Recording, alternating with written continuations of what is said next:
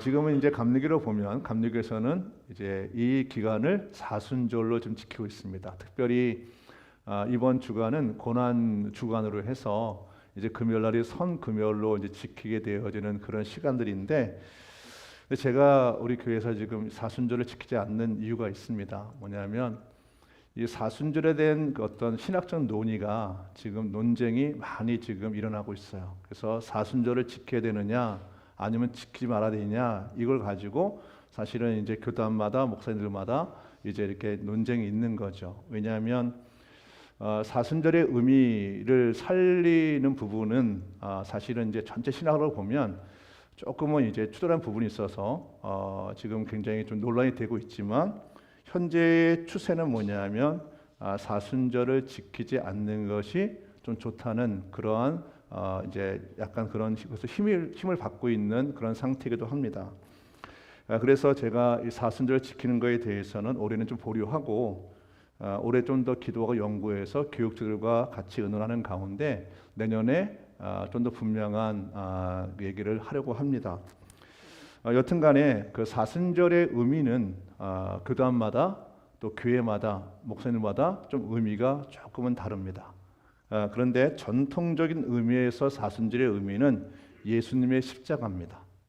그래서 예수님의 십자가를 바라보면서 우리가 기도할 때 회개하는 기도, 그리고 주 앞에 더욱더 전진한 기도를 드리는 시간으로 갖고, 또 절제와 금식을 또 실천하는 그런 기회로 삼기도 하고, 또 깊은 명상을 통해서 경건의 생활을 하는데 집중하는 시간을 갖기도 합니다. 그러면서 십자가를 바라보면서 고난 당하신 예수님, 그분이 걸어가신 그분의 길에 대해서 생각하고 은혜 감사하는 시간을 갖는 것이 바로 사순절의 전통적인 의미입니다.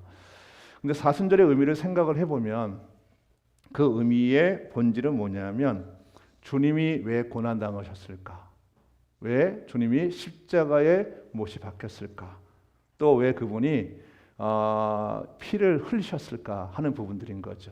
그러니까 그 의미를 생각한다면 주님이 고난당하신 이유들, 또 친히 십자가에 못 박히신 이유, 그분이 피를 흘리신 그 부분들이 우리에게 좀 더 의미 있게 다가올 수가 있습니다. 주님이 십자가에 못 박히신 이유, 또 그분이 고난당하신 이유, 그리고 그분이 피 흘리신 이유는 뭐냐면 우리를 구원하기 위함입니다. 예수님은 우리를 구원하시기 위해서 이 땅에 오셨습니다. 그래서 우리가 고백하는 예수님의 이름 그 자체에 그 의미가 들어 있습니다. 마태복음 1장 20절입니다.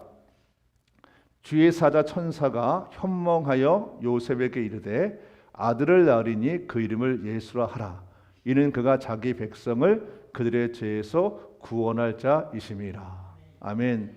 그러니까 예수님의 이름 자체가 구원이라는 의미를 갖고 있습니다. 그러니까 주님이 하나님께서 독생들을 이 땅에 보내실 때 친히 그 이름을 부모가 아닌 이미 그 이름을 지어주신 거예요. 근데 왜 예수라 했냐면 그 의미가 구원이니까. 그러니까 주님은 이 땅에 우리를 구원하게 오셨고, 또 우리가 우리 믿음을 통해서 구원을 얻게 되어집니다. 그래서 예수님의 제자 중에서 우리가 잘 알고 있는 사도 바울은 다음과 같이 얘기합니다. 이르되 주 예수를 믿으라. 그리하면 너와 내 집이 구원을 받으리라. 아멘. 예수님의 구원의 사역은 개인에 머무는 것이 아니라 공동체까지 번져나가길 원합니다. 그러니까 우리의 신앙은, 본질적인 신앙은 먼저 물론 나 자신이 구원을 받는 것이 굉장히 중요합니다. 그런데 거기에 머무는 것이 아니라 너와 내 집이 구원을 받는 것. 그러니까 구원은 나 개인으로 시작해서 확장되어서 내가 아는 모든 사람들에게 그 구원이 이루기를 원하는 것이죠. 디모데전서 1장 15절을 보겠습니다. 밑보다 모든 사람이 받을 만한 이 말이요 그리스도 예수께서 죄인을 구원하시려고 세상에 임하셨다 하였도다. 아멘. 예수님이 이 세상에 오신 이유는 뭐냐면 죄인들을 구원하기 위해서 오신 것이죠. 우리는 예수를 믿기 전에 모두가 죄인입니다. 죄인인 우리를 주님께서 구원하시기 위해서 이 땅에 오신 거죠. 오늘 말씀의 제목은 구원 받으셨습니까? 라는 제목을 가지고 함께 은혜를 나누고자 합니다. 구원을 받는 유일한 조건은 내가 열심히 하나님 앞에 열심히 어떤 일을 해서 구원을 받는 것이 아니라 오직 유일한 조건은 뭐냐면 예수님을 믿는 것입니다. 우리가 때로는 좀 착각하는 게 교회에 나오면 또 교회에서 신앙생활 열심히 하면 구원을 받는다고 얘기합니다. 그래서 어떤 자신의 인생 속에 어려움일 때 이렇게 주 앞에 따집니다. 내가 주 앞에 얼마나 충성을 했는데요. 내가 주 앞에 얼마나 열심히 했는데요. 이거는 구원과 상관없습니다.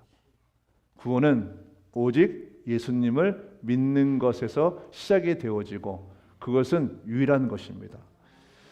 그래서 이단들이 지금 득세하고 있는데 근자에 여러 가지 이단들에 대한 얘기가 나오는데 그 이단들의 특징이 뭐냐면 유일하신 예수님을 믿는 것에서 벗어나서 자신이 예수라고 하는 거예요. 그런 일은 없습니다. 오직 2000년에 오신 그분 예수님만이 유일한 그분이 구원자시고 우리의 메시아가 되십니다. 그래서 그분을 믿을 때 우리는 구원에 이룰 수 있는 것이죠.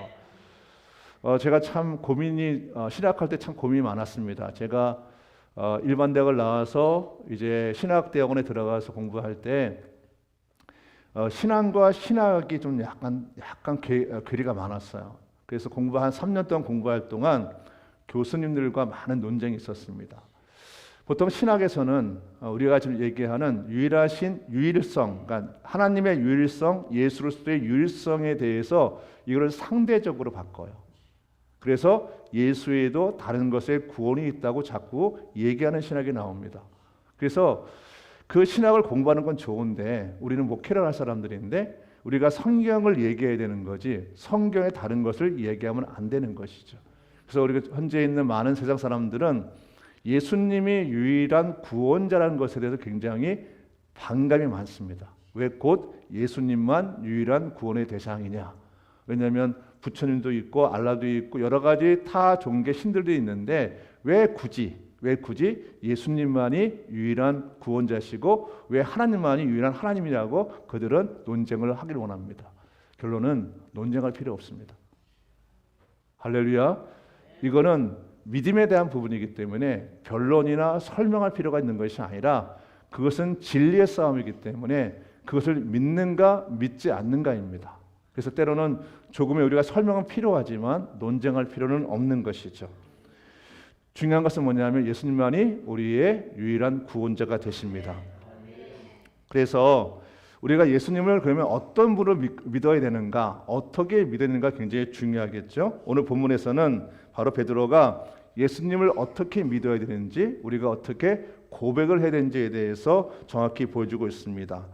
본문에서 예수님은 제자들에게 직접 물으십니다. 이 물음은 2000년 전에 예수님의 제자들에게만 묻는 것이 아니라 지금 우리들에게도 동일하게 묻는 것입니다. 마태복음 16장 15절입니다. 물으십니다. 그러면 너희는 나를 누구라고 하느냐? 그러면 너희는 나를 누구라고 믿느냐고 묻는 것이죠. 여러분은 예수님을 어떻게 믿으십니까? 그 물음에 대해서 베드로는 다음과 같이 얘기합니다. 주는 그리스도시요 살아계신 하나님의 아들입니다. 할렐루야. 주는 그리스도시요 살아계신 하나님의 아들이십니다. 그것이 가장 완벽한 신앙 고백입니다. 그래서 학자들이 얘기하기를 성경에서 이보다 더 정확한 신앙 고백은 없다고 얘기합니다. 우리가 믿는 예수님은 우리의 그리스도시고 살아계신 하나님의 아들입니다. 우리 함께 읽겠습니다. 시작. 주는 그리스도시요 살아계신 하나님의 아들이십니다. 이것을 마음에 믿고 우리가 입으로 시인할 때 그때 구원을 받는 것입니다. 로마서 10장을 보겠습니다. 사람이 마음으로 믿어서 의에 이르고 입으로 시인하여 예수님이 나의 그리스도시요 살아계신 하나님의 아들이심을 내가 시인할 때 고백할 때 우리는 구원을 받습니다. 여러분에게 이 은혜가 있기를 원합니다. 제가 이제 근자에 어르신들한테 우리 말씀 강사들한테 다시 그분들한테 구원의 메시지를 전해서 다시 믿음을 다시 점검하라 이렇게 얘기했습니다. 그것은 왜 그러냐면 그분들의 믿음을 의심하는 게 아니라 어르신들에게 이제 다시 한번 이제 하나님이 부르시는 그날 부르실 때 주 앞에 섰을 때 그 신앙이 분명하면 우리가 이 땅에서 마지막 순간 때 두려워하지 않습니다. 할렐루야. 우리는 건강해야 되고 끝까지 하나님 앞에 강건해 가지만 우리가 가장 두려운 게 뭐냐면 내가 이 땅에서 육신을 버리고 이제 이 삶을 끝날 때 그때 진짜 신앙이 드러납니다. 주님은 그리스도시요 살아계신 하나님의 아들입니다. 이 신앙이 분명하면 우리는 죽음을 두려워하지 않습니다. 우리의 신앙은 이 땅에서 끝나는 것이 아니라 우리는 영생이라 그러는데 하나님께서 우리들에게 원하시는 것은 사실은 죽음 이외의 세계가 더 크고 거기가 더 중요합니다. 그러니까 죽음은 크리스찬들한테 마지막이 아니라 새로운 시작입니다. 그래서 우리는 다시 한번 우리의 믿음을 점검할 필요가 있습니다. 오늘 말씀에 주는 그리스도시요라고 이 고백한 이 부분을 잘 보시면 이것은 예수님이 그리스도라는 부분에 대해서 믿음을 갖는 것이고 그분 나의 구원자라는 부분인데 여기서 주라는 부분이 어떤 의미냐면 당신은이에요. 그래서 이 본문을 정확히 해석하면 이렇게 됩니다. 당신은 그 그리스도이십니다 라고 고백할 수 있는 거예요. 근데 이 당신은이라는 부분은 우리가 한국적인 언어로는 좀 낯설죠. 어른들한테 이 말을 하지 않는데 헬라적인 배경에서는 당신은은 극존칭이에요. 가장 높인 말이에요. 그러니까 그 얘기는 뭐냐면 그 말에 뭐가 들어있냐면 내가 지금 고백하는 당신 예수님은 예수님에 대한 확실한 믿음을 갖고 있다는 표현이에요. 그러니까 먼저 주 당신은 여기 말에 벌써 베드로의 마음에는 성령의 계시를 받아서 예수님이 본인의 그리스도이심에 대한 강한 확신과 믿음이 섞여 있는 말이에요. 우리의 믿음이 이루어야 됩니다. 우리가 예수님이 그리스도이심에 대한 어떤 그러한 이해를 받고 우리가 교육을 받는 것도 중요하지만 그것이 실제로 우리의 심중을 때려서 성령의 조명 아래서 그것이 믿음으로 고백이 되어질 때 우리는 새로운 출발을 할 수 있는 것입니다. 여러분에게 그 은혜가 있기를 주의로 축복합니다. 할렐루야. 그래서 예수님은 이 땅에 오신 이유는 분명하죠. 죄인들을 구원하시러 이 땅에 오셨습니다. 그래서 요한복음 3장을 보겠습니다.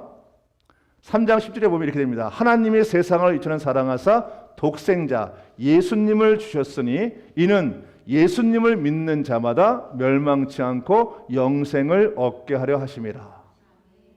할렐루야. 주님이 이 땅에 오신 이유는 바로 우리를 구원하기 위함입니다. 사랑하는 성도 여러분, 왜 우리가 세상에서 풍랑을 만날 때 어려움을 할 때 왜 흔들리냐 하면 우리의 신앙이 견고하지 않아서 그래요. 모든 것은 예수님의 터 위에 서야 됩니다. 할렐루야. 우리가 정말 예수님을 나의 그리스도, 나의 메시아, 나의 구원자, 살아계신 하나님으로 믿는 믿음이 정말 이것이 견고하면 우리가 이 땅에서 힘듦과 어려움이 있어도 걱정할 게 없는 거예요. 그분이 나의 구원자가 되셨으니까. 그래서 이 믿음에 대해서 다시 한번 여러분이 오늘 이 설교를 통해서 깊이 있게 생각하는 시간이 되었으면 좋겠습니다. 이 신앙 고백은 개인의 구원뿐만 아니라 교회의 토대가 설립되는데 굉장히 중요한 역할을 하게 되어진 거죠. 이 고백 위에 하나님의 교회를 세우신 겁니다. 다시 한번 17절 보겠습니다. 하나님이 그 아들 예수님을 세상에 보내신 것은 세상을 심판하려 하심이 아니요 예수님으로 말미암아 예수님을 통해서 세상이 구원을 받게 하려 하심이라. 자, 18절이 너무 중요합니다. 저를 믿는 자, 예수를 믿는 자는 심판을 받지 아니하는 것이요 믿지 아니하는 자는 하나님의 독생자 이름 예수의 이름을 믿지 않음으로 너희도 벌써 심판을 받은 것이라. 할렐루야. 예수를 믿는 사람은 심판을 받지 않습니다. 근데 예수를 믿지 않으면 나중에 심판을 받는 게 아니라 이미 그는 심판을 받은 것입니다. 로마서 10장을 보시면 이렇게 되어 있습니다. 내가 만일 내 입으로, 우리의 입으로 예수님을 메시아로 시인하면, 구원자로 시인하며 또 하나님께서 그를 죽은 자 가운데 살리신 것, 부활을 내 마음에 예수를 믿으면 구원을 얻는다고 얘기를 하십니다. 또 에베소 2장 8절입니다. 너희가 그 은혜로 인하여, 하나님의 은혜로 인해서 믿음으로 말미암아, 예수님을 그리스도로 믿는 믿음으로 말미암아 구원을 얻었나니 이것이 너희에게서 난 것이 아니요 하나님의 선물이라. 하나의 선물이 아니면 우리는 받을 수가 없습니다. 이 선물이 하나님은 모든 백성들, 만민에게 이 복음이 전파되기 원하신 것이죠. 사랑하는 성도 여러분, 구원을 받으셨습니까? 구원을 받으셨습니까? 오늘 설교는 지난주 월요일 하나님이 본문과 내용을 알려주셨어요. 그래서 메시지를 어떻게 펼쳐질지 미리 알려주셨는데, 그래서 너무 감사한 마음으로 좀 이번 설교는 쉽겠다 싶어서 책상에 앉아서 설교문을 쓰라고 하는데, 그 순간 뭔가 강한 힘이 저를 압박을 했어요. 그 순간, 그 압박을 받는 순간 나도 모르게 설교문을 작성할 수가 없겠다. 오늘 주일날 설교를 할 수가 없겠다 하는 마음이 갑자기 드는 거예요. 그래서 아들한테 나 이번에 설교 못할 것 같아. 너무 이게 압박이 강하니까. 그러면서 하나님 앞에 기도하는 중에 하나님이 왜 그러시는가에 대해서 저한테 다시 알려주셨습니다. 첫 번째는 성령님이 말씀하셨는데 구원에 대한 점검이 필요하다고 말씀하셨어요.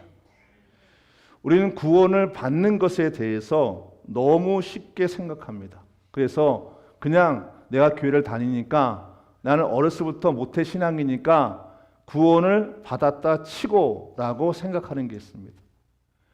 교회를 다니는 게 중요하지만 교회를 다니는 것이 구원을 받는 절대 조건이 아닙니다.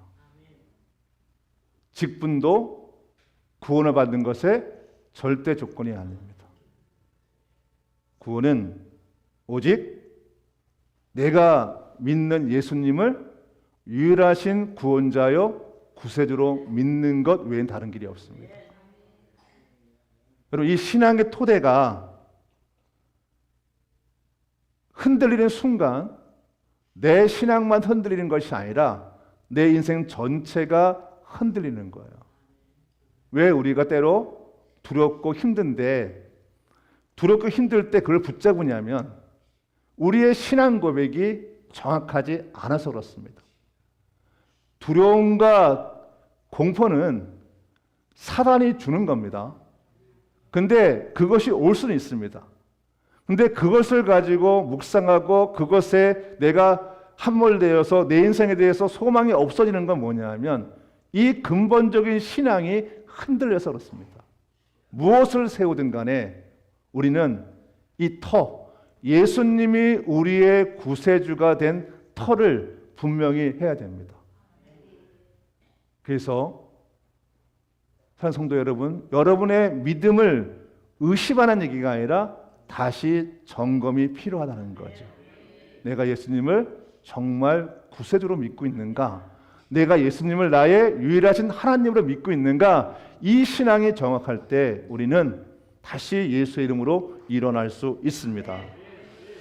두 번째는 성령이 말씀하셨는데 구원받지 못한 결과의 심각성을 알지 못한다고 얘기했어요. 왜냐하면 이 땅에 취해 있으니까.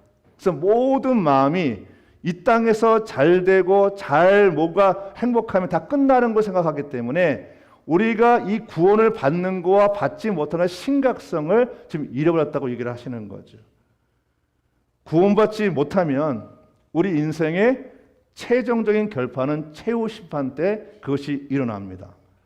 만약 최후 심판 때 우리가 구원받지 못한 거로 가 있으면 그때는 둘째 사망, 다시 말하면 지옥에 떨어지는 거예요. 계시록 보겠습니다. 20장 14절 말씀. 그러므로 그리고 죽음과 지옥이 불바다에 던져졌습니다. 이 불바다가 둘째 죽음입니다. 생명의 책에 그 이름이 올라와 있지 않은 사람은 누구든지 이 불바다에 던져졌습니다. 누구든지 그리스도를 믿지 않은 사람은 이 땅에서 아무리 선하고 아무리 존경받는다 할지라도 불바다에 던져지는 거예요. 그것이 지옥입니다. 이 지옥을 좀 더 생생하게 그린 것이 뭐냐 하면 계시록 19장인데 이렇게 되어 있습니다. 그들은 산채로 유황이 타오르는 불바다로 던져졌습니다 하는 거예요.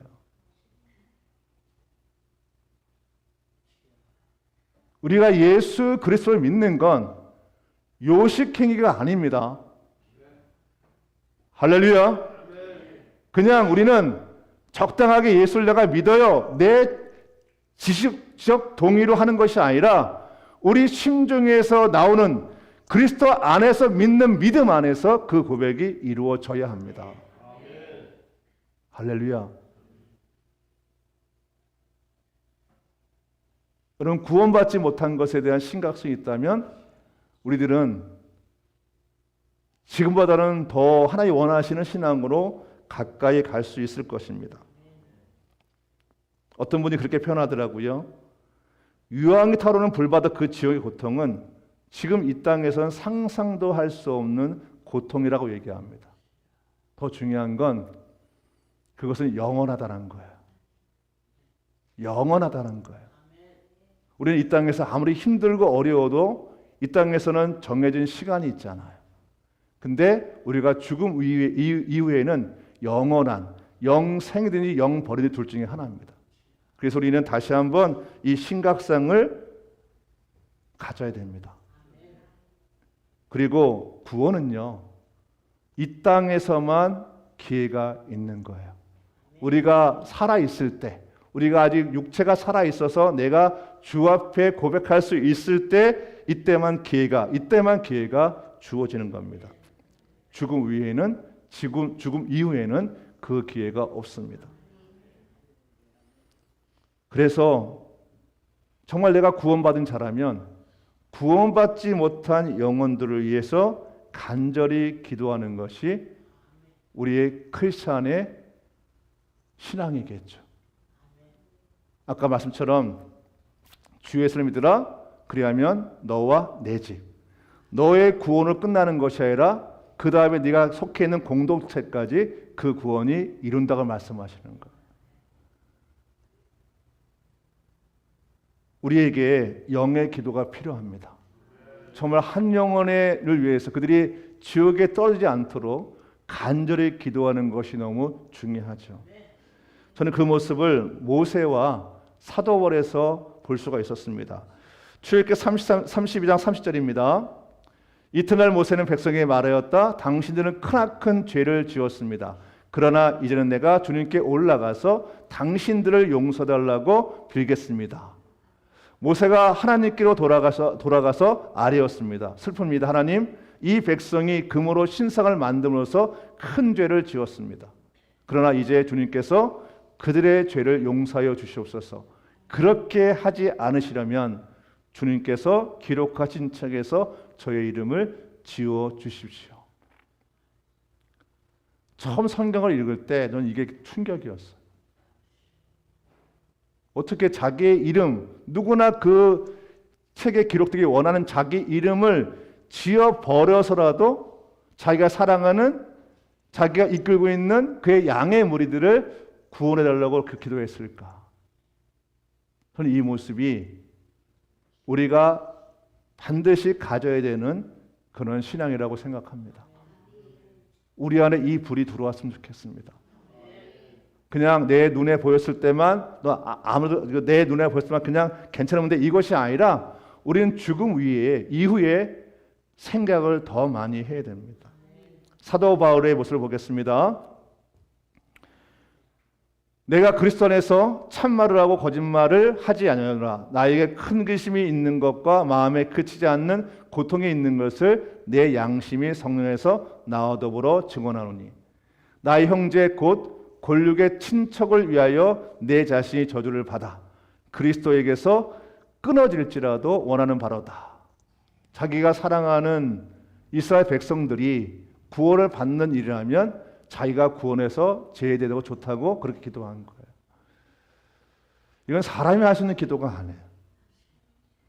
이 사도 바울은 누구나 가고 싶은 삼층천, 하나님과 가장 가까이 있는 거기까지 간 분이에요. 그러니까 우리가 알 수 없는 영의 신비를 알았던 사람이라고요. 근데 거기서 본인의 말처럼 내가 거기서 봤던 것을 내가 말로 형할 수 없었던 그 비밀을 알았던 자이고 누구보다도 지역이 얼마나 끔찍하고 거기는 가지 말할 걸 너무나 잘한 그분이 그 사도 바울이 자신이 거기에서 제외된 자일지라도 내가 사랑하는 이스라엘 백성들 이들을 구원해달라고 그렇게 기도했을까? 나의 동족이 구원을 받는 거라면 내가 지옥에 간다고 내가 그렇게 했을까 하는 거예요. 모세는 구약시대 때 그 누구도 생각하지 못했던 하나님과 대면을 한 사람이에요. 그 당시 하나님 보면 죽는 그 시대 속에서 하나님의 은혜를 받아서 대면을 했는데 불구하고 그러니 하나님의 비밀을 얼마나 잘 알았겠어요. 그래서 불구하고 이 이스라엘 백성들이 죄를 지었지만 이들에게 죄를 내리지 마시고 이들을 구원해달라고 기도한 그의 기도가 그게 예수님의 마음이고 그것이 예수님이 이 땅에서 오셔서 하셨던 일이죠. 도저히 용서할 수 없는 우리들을 위해서 주님이 오셔서 그 고난을 당하시고 십자가에 못 박히시고 처절하게 그 삶을 마감하신 이유가 뭐냐 하면 우리를 구원하기 위해서. 그래서 주님께서 말씀하신 것이 뭐냐 하면 내가 너의 모든 저주를 내가 받아가고 너희는 다시는 저주 아래 있지 않겠다 하신 것입니다. 사랑하는 성도 여러분, 여러분의 가정을 위해서 그렇게 기도했으면 좋겠습니다. 여러분의 동료를 위해서 그렇게 기도했으면 좋겠습니다. 여러분의 친구를 위해서 그렇게 기도했으면 좋겠습니다. 내가 사랑하는 그 누가 되었든 간에 내가 정말 그를 사랑한다면 어떻게 기도하지 않고 우리가 견딜 수가 있겠습니까? 저는 지금 제 손주들을 볼 때마다 가장 크게 생각하는 게 뭐냐 하면 그들이 구원을 받는 거예요. 그는 아무도 대신해 줄 수가 없어요. 아무도 내가 그를 너무 사랑하고 나의 모든 걸 다 줘도 아깝지 않지만 그것은 그 스스로가 선택을 해야 되는 거기 때문에 내가 해줄 수 없지만 유일하게 해줄 수 있는 게 있어요. 그 영혼을 위해서 바울처럼 모세처럼 기도하는 거죠. 저는 제가 천국 가 있을 때 먼 훗날에 이르겠지만 제 아내를 보기 원하고 그리고 제 아들을 보기 원하고 또 내 가정에 있는 사람을 보기 여러분을 보기 원합니다. 천국에서 여러분을 보기 원합니다. 그래서 주님은 정말 성령의 붙들림 받은 자 영적인 사람이 누구냐 하면 자기 개인이 잘 되는 것에 매몰되어 있는 인생이 아니라 한 영혼을 천하보다 귀히 여겼던 예수님의 그 마음을 받아서 내가 정말 간절하게 기도하는 그 기도가 너무나 필요한 때입니다. 그래서 주님이 먼저 물어보시는 거예요. 구원을 받으셨습니까? 구원을 받은 우리들은 이 사랑의 빛을 진 우리들은 견딜 수가 없는 거죠. 죽어가는 영혼을 볼 때 마치 그 병이 질병에 창궐했던 것을 뛰어들어서 이 성수를 뿌렸던 그 신부님의처럼 자기가 죽을지라도 그들에게 구원에 이르는 것에 자기가 한 생명을 버렸던 것처럼 우리 또한 그런 삶을 살아야 합니다. 다시 영적으로 깨어났으면 좋겠습니다. 그리고 하나님은 하늘빛 교회를 한국교회, 세계교회의 마중물 역할을 하기 원하시는데 그 출발은 바로 구원이죠. 우리가 구원을 줄 수는 없습니다. 그렇지만 구원의 매개체는 될 수 있습니다. 그리고 구원을 영혼들이 받을 수 있도록 중보를 할 수 있습니다. 사랑하는 성도 여러분, 이제는 정말 내 가정에 있는 나의 배우자, 나의 자녀들, 나의 부모님들, 나의 동료들, 직장 동료들, 또 친구들이 정말 그들이 사랑한다면 무엇보다 그들이 구원을 받을 수 있도록 내가 전심으로 기도하는 것이 먼저라고 생각합니다. 저는 목회길을 걸어올 때 이 두 분의 이 기도에 저는 제 신앙의 표본으로 삼고 달려왔는데 다시 그 일을 시작하려고 합니다. 여러분에게 구원의 확신이 있고 구원의 확신이 여러분에게 성령의 불이 임하여서 오늘 사도 바울처럼 모세처럼 먼저 한 영혼에서 기도하는 그런 하나님의 공동체가 되기를 주를 축복합니다.